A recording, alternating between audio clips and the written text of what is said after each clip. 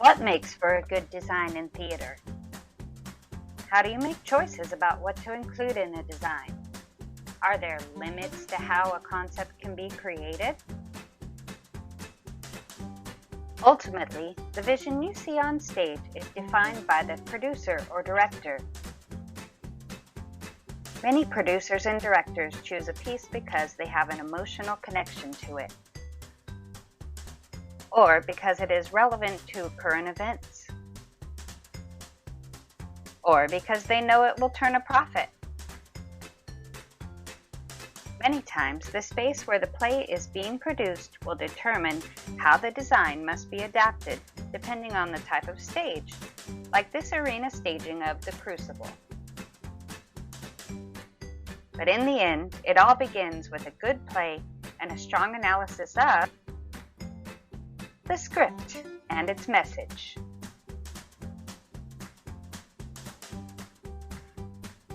Would you believe these designs are all from the same play? That is one of the great things about design. So, how did these designers come to such different interpretations and still fulfill the needs of the play? Each script will either loosely or absolutely define what is needed for a play in terms of entrances and exits, rooms and spaces that are indicated but maybe never seen on stage, and what is seen and interacted with by the actors in terms of furniture, set dressing, and props. The basic things we need to define as a designer are where this play and the scenes are taking place, country, state, city or town, or other geographical indicators like mountains or the ocean. We also need to determine when the play is set, time period, season, time of day. Often time period will also determine the style of a play. Style is usually defined by the characters and the subject matter of the play in terms of what groups are represented, the ages of the people in those groups, and their level of wealth. All of these factors affect what we see on stage. When it comes to when and where, we will often look at the stage directions, what is said about time and space by the characters, and any production notes provided by the playwright. In this ground plan, you see the visual representation of what is presented by the stage directions in the previous slide. After the basics of when and where are established, we can begin to look at some of the deeper meanings in a play through theme, tone, mood, and symbolism. Theme is the main idea or underlying meaning in a literary work, which may be stated directly or indirectly. Some instructors are happy with a statement like love and friendship, while others want it to be more defined, such as love and friendship are hard won and easily lost. So why is theme important in a play? Well, we have to ask ourselves the question of why a playwright writes a play in the first place. Most plays throughout history have been a social commentary relating to the subject matter of the play. It could be a statement on war, women's rights, racial justice, the influence of government on society, or even society's influence on other members of society. If you change the theme or ignore it completely, the integrity of the play is lost.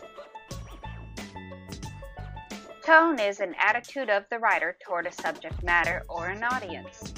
Tone is usually conveyed through the choice of words that are used or the viewpoint of the writer on a particular subject. Every written piece, as we mentioned, contains a theme or a subject matter. The way in which a writer approaches this theme and subject is the tone. The tone can be formal, informal, serious, comic, sarcastic, sad, or cheerful, or it may be any other existing attitude. So why is tone important? If you change the tone, you change the play and its original intention, and it all connects back to the theme. But the playwright's intention should always be respected. If the play is tied to a specific time and place, it's best to leave it there. Mood is a literary element that evokes certain feelings or vibes in readers, or in our case, in the audience, through words and descriptions. Usually, mood is referred to as the atmosphere of a literary piece, as it creates an emotional setting that surrounds the readers. Mood is developed in a literary piece through various methods, including setting, theme, tone, and diction. A lot of times, mood is set by the tone and the theme, as previously mentioned. The great thing about mood and design is when ideas start to take on visual representations through color, line and form, texture and materials, and so on. This is really where a designer's creativity can start to shine. A symbol is any image or thing that stands for something else. Authors often use symbols to give their work more meaning and to make the story about more than just the events it describes. This is one of the most basic and widespread of all literary techniques, and symbols are everywhere and defined by their context. Basically, anything can be a symbol if we make it one, and this is really where you can find some design gold. Now we're going to look at some examples of common symbols. Take the raven and the dove. While the raven can stand for death and disaster, the dove can be a sign of peace or a tranquil state of mind. The owl can represent intelligence or a lesson to be learned, while water can stand for survival and life and cleansing. While many associate the rose with love and romance, in England, the rose is often associated with the War of the Roses between the Lancasters and Yorks. A fire can symbolize anger and destruction, while it can also signify rebirth, as in the myth of the phoenix. Defining theme, tone, mood, and symbolism should help a director solidify the direction they want to take a play in and what they want to emphasize. Some directors may boil a play down to a feeling it needs to evoke in the audience and let the designers take it from there. This is where the following concepts come into play, and a smart designer can use them to their advantage. What I'm talking about is called the elements of art, and in every visual representation of art, you will find them. Shape and form are very similar in my mind. Shape is two-dimensional, showing height and width, while form is essentially the three-dimensional representation of a shape because it adds the dimension of depth. Line, while similar, is an element that stands out because the direction, heaviness, and path of a line can give different feelings. In this example, the diagonal line shows growth and upward movement because it is oriented left to right. The spiral gives the feelings of things that might be out of control and dizzying. The free-form curve gives a feeling of looseness and freedom, while the dotted line makes things feel disconnected and unsure. Color can define things based on color associations and how they are used together. While some colors make us feel calm and peaceful, others might give a feeling of anxiousness or anger. One thing affecting color is the amount of lightness and darkness in the color. This can also pertain to light. Think, for example, of the differences between this bright red and a dark red. Space. When we think about space, especially in scenic design, you should consider the placement of things in relation to others, as well as how much of the stage is filled and what kind of feeling that gives. In this example, we see two plays. The upper left is called American Buffalo, and it takes place in a pawn shop. where we see a lot of clutter and chaos. The bottom right image is from Oklahoma, and it shows a lot of open space, giving a feeling of vastness that you want to feel from the play Oklahoma. Different textures evoke different feelings as well. We tend to think in line with how they physically feel. Rough, pokey, uneven surfaces are uncomfortable, while smooth, soft textures are more satisfying. Even though we can draw some generalizations from the things mentioned, it is also important to remember that not everyone feels the same way about the same things. Sometimes, as a designer, you just have to go with the majority opinion. I mean, look at that pokey hedgehog. Isn't he cute? Now that we understand the elements of art, we are going to look at the principles of design and how to bring all of those elements together in a thoughtful way. Pattern is a regular arrangement of alternated or repeated elements like shapes, lines, colors, or motifs. Notice in all three of these images how we have repetition of color and line and shape. Contrast is the juxtaposition of different elements of design in order to highlight their differences and create visual interest or a focal point. Take, for example, the lemon on the purple rug.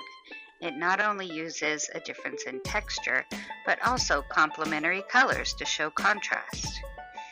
In the image on the lower right, we see the artist play with differences in light and shadow to highlight the woman in the right side of the composition. In the Scenic Design from Cinderella, the set itself is set in contrast of color to the costumes the actors are wearing. Emphasis is special attention or importance given to one part of a work of art. Emphasis can be achieved through placement, contrast, color, size, and repetition, and it all relates to the focal point. Look at each of these three compositions and tell me, can you define the emphasis and how it is created? Balance results when the elements of a design are arranged symmetrically or asymmetrically to create the impression of equality in weight or importance. In symmetrical design, we noticed that if we took the two images and folded them down the center, they would have equal weight on either side of the center line.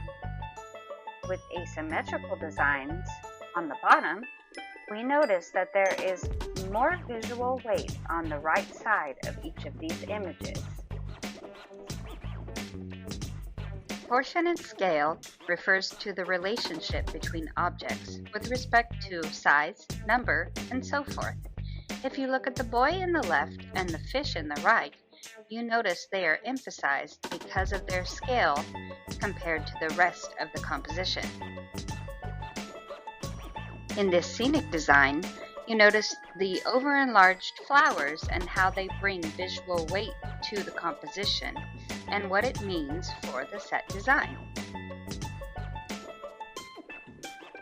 Harmony is the arrangement of elements to give the viewer the feeling that all parts of the piece form a coherent whole. The birds in the tessellation on the left are what gives this piece harmony, while the set design on the right is given visual harmony through color, the size and shape of the windows, and the array of chairs across the stage. Rhythm and movement is the use of recurring elements to direct the eye through the artwork. It is the way that the elements are organized to lead the eye to a focal area. In the example on the left, what would you say the focal area is?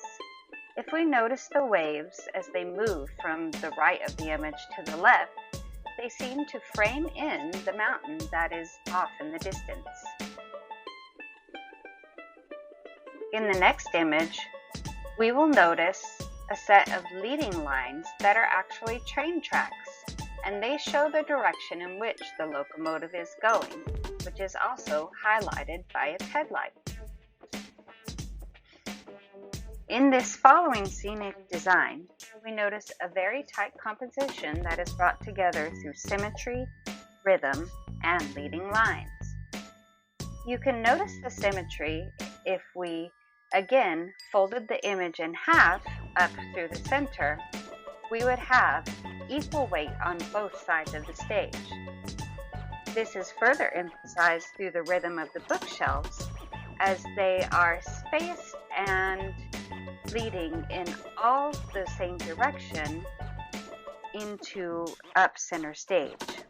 And then finally, we have the leading lines of the flag as they draw your focus into center stage where the two actors are standing. What is my design process? As someone who dreamt about a career like this, I never really imagined I'd be asked that question. But I'm glad you did, because I've put a lot of thought into it.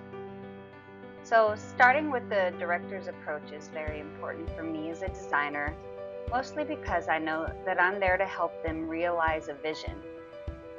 But it's also because I've directed and designed shows for myself, and I know how important it is to have a visual picture that supports the story being told.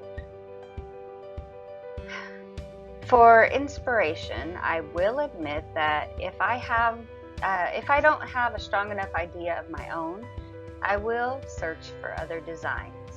And it's not because I want to try and steal other people's ideas. In fact, I don't like replicating a set if I can help it. But the work of other designers can be very inspiring. Once I feel that I am finally being pulled in a direction, I will start to search for images to use as inspiration for shapes, color, mood, and so forth. If the script calls for a specific time and place to be represented, I will not only go to the internet, but I will also turn to books and other print material to really find the flavor and authenticity of a time period. For me, it's important that I not only look at the big picture, but also at the smallest details. They are, in my opinion, the things that really make a time and a place unique and really give actors something to play off of. When we began design meetings for Matilda, it was important to the director that the concept was original.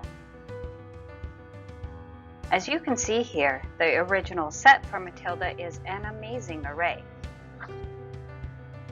For Buchanan's production, the director wanted something fun and whimsical, but not too childish. Her theory was that the play was not only about Matilda, but the central focus was also on Miss Honey. In fact, Miss Honey does show the largest character arc in the play, growing from timid and scared to self-assured and grounded because of her relationship with Matilda. So as a design team, we decided to focus in on the symbolism of the honeycomb, taken from what is inferred from Miss Honey's name. That idea brought us to this first design with bright, whimsical colors and the symbolism we felt the director was looking for. Important to the concept in my mind was the presence of the hint of letters and literature that we saw in the original design, because this is where I really felt Matilda's power came from, and so much of the story revolves around her intelligence and the time she spends in books. After our second meeting, the director was not convinced we had pinpointed the feelings she was after. As a team, we discussed giving the director a few different options in our next meeting. Some of the important things we had to keep in mind for Matilda was the need for levels and playing spaces that could represent many different settings with very small changes to keep the flow of the show as quick as possible.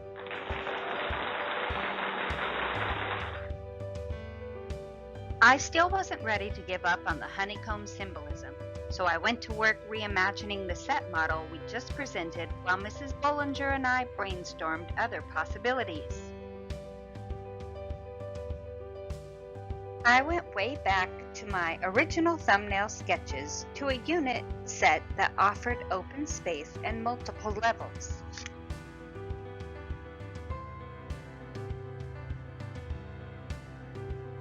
This is the ground plan that we came up with to give multiple levels and opportunities for entrances and exits to the actors.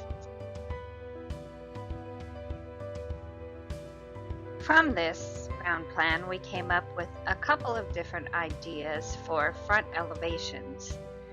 As you can see in this elevation, we kept the idea of the literary references and alphabet from the original design.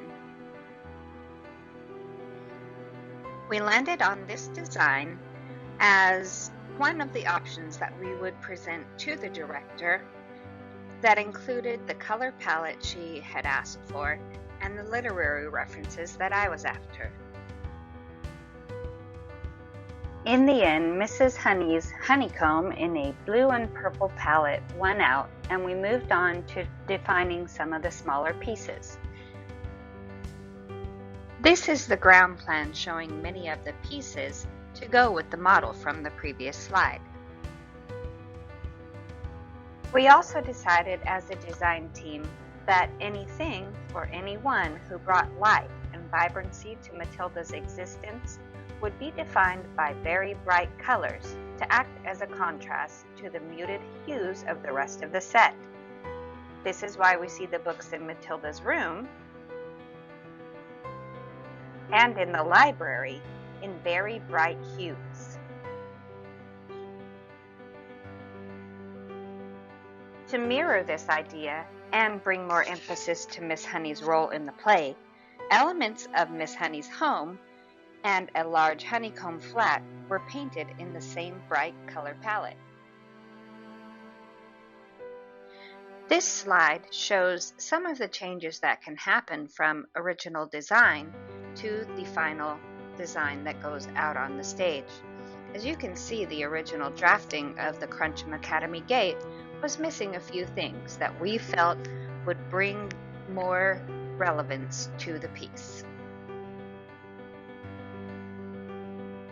This is one of my favorite pieces, and you can see the original drafting up in the left-hand corner and the final result of Mr. Wormwood's coveted telly.